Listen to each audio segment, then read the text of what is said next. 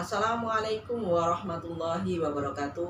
Perkenalkan, nama saya Varian Giraldi dengan NIM 7211419113 yang akan mempresentasikan implikasi etis dari teknologi informasi.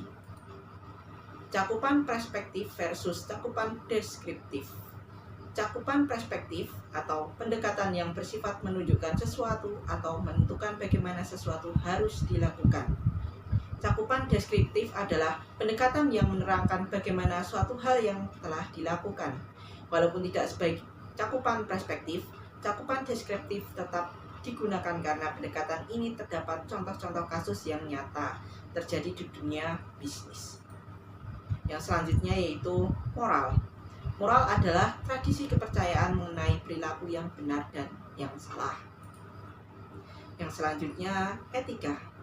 Etika adalah sekumpulan kepercayaan, standar, atau teladan yang mengarahkan, yang merasuk ke dalam seseorang atau masyarakat.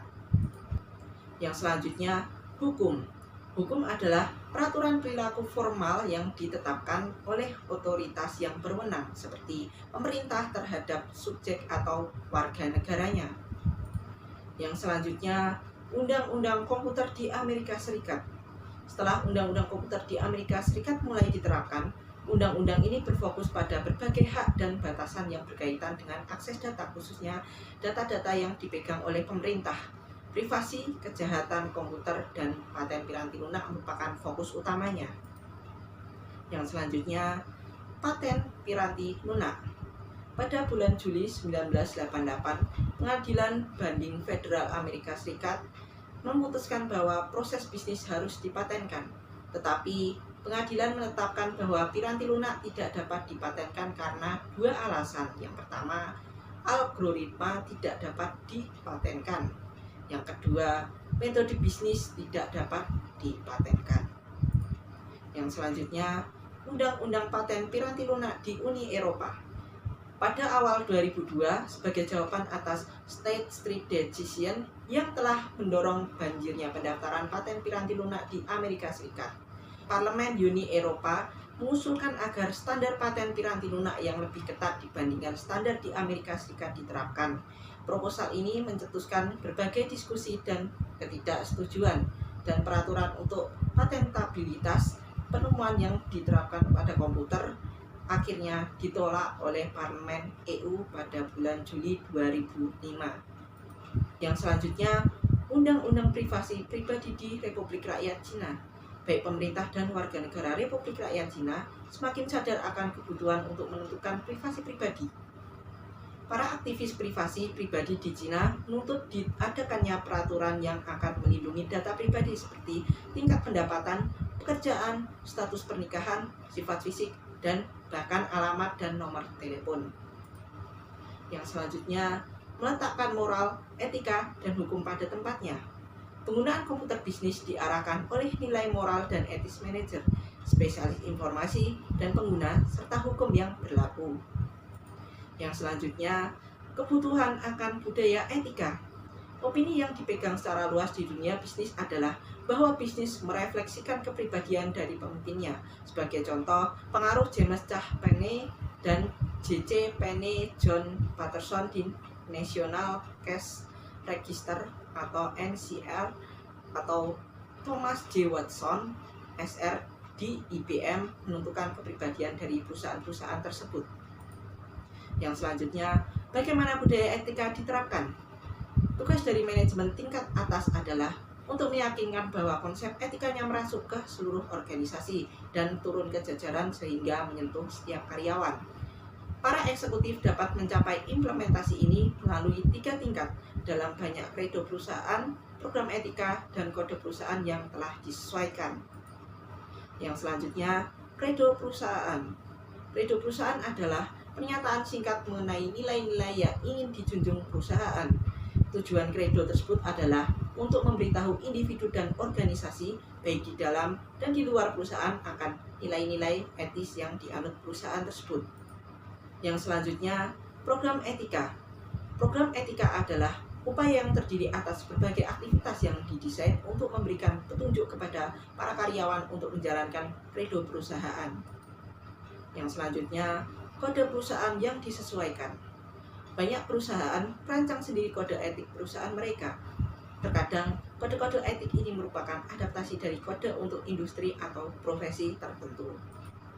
Yang selanjutnya, alasan dibalik etika komputer. James Hammer mendefinisikan etika komputer sebagai analisis sifat dan dampak sosial teknologi komputer, serta perumusan dan justifikasi dari kebijakan-kebijakan yang terkait untuk penggunaan teknologi tersebut secara etis. Yang selanjutnya, alasan pentingnya etika komputer. James Moore mengidentifikasi 3 alasan utama di balik minat masyarakat yang tinggi akan etika komputer, yaitu kelenturan secara logis, faktor transformasi, dan faktor ketidaktampakan. Yang selanjutnya, kelenturan secara logis. Moore mengartikan kelenturan secara logis sebagai kemampuan untuk memprogram komputer untuk melakukan hampir apa saja yang ingin kita lakukan. Yang selanjutnya, faktor transformasi. Alasan atas etika komputer didasarkan pada fakta bahwa komputer dapat mengubah cara kita mengerjakan sesuatu. Salah satu contohnya adalah email. Email tidak menggantikan surat biasa atau sambungan telepon, melainkan menyediakan cara berkomunikasi yang benar-benar baru.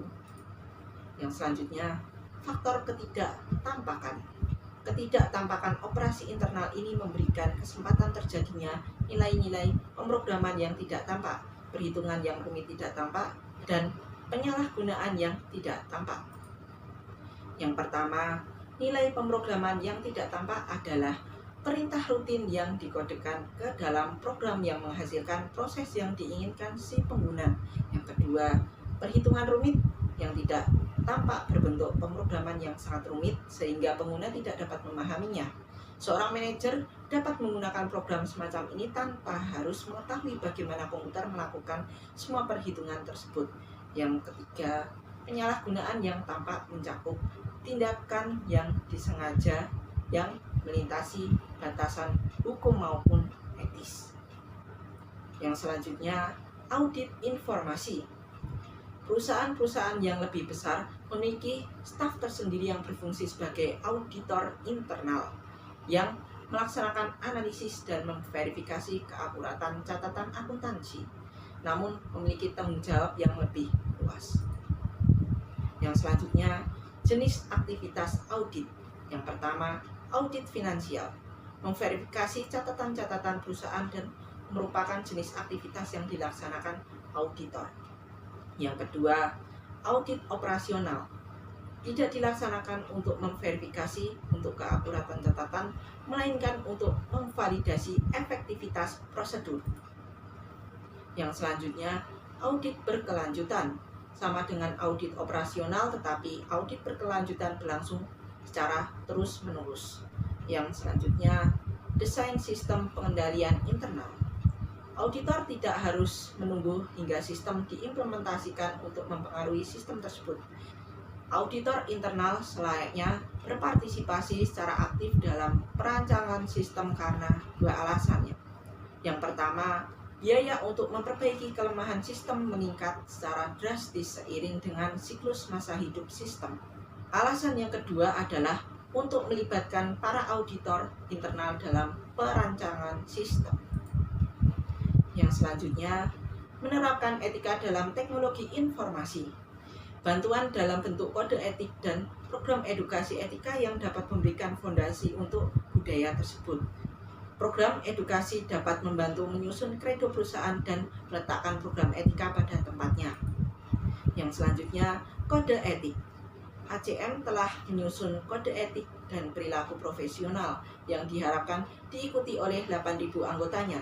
Selain itu, kode etik dan praktik profesional rekayasa piranti lunak dibuat dengan tujuan agar bertindak sebagai panduan untuk mengerjakan dan mempraktikkan rekayasa piranti lunak yang menggunakan prinsip-prinsip perancangan dalam pengembangan piranti lunak. Yang selanjutnya, etika dan SEO. Sejak tahun 2002, para CEO dan CFO diharuskan oleh hukum untuk menandatangani keakuratan laporan keuangan mereka. Persyaratan ini meletakkan tanggung jawab di bahu para eksekutif serta unit pelayanan informasi yang berkenaan dengan bisnis untuk memberikan informasi finansial yang dibutuhkan kepada para eksekutif. Yang selanjutnya, CEO dapat memenuhi ekspektasi pelaporan keuangan dengan cara mengikuti program-program yang mencakup hal-hal berikut. Yang pertama, mencapai tingkat pemahaman yang lebih baik akan pemahaman prinsip-prinsip akuntansi. Yang kedua, mempelajari sistem informasi yang menyelesaikan laporan keuangan dan mengambil tindakan perbaikan. Yang ketiga, mendidik eksekutif perusahaan mengenai sistem keuangan.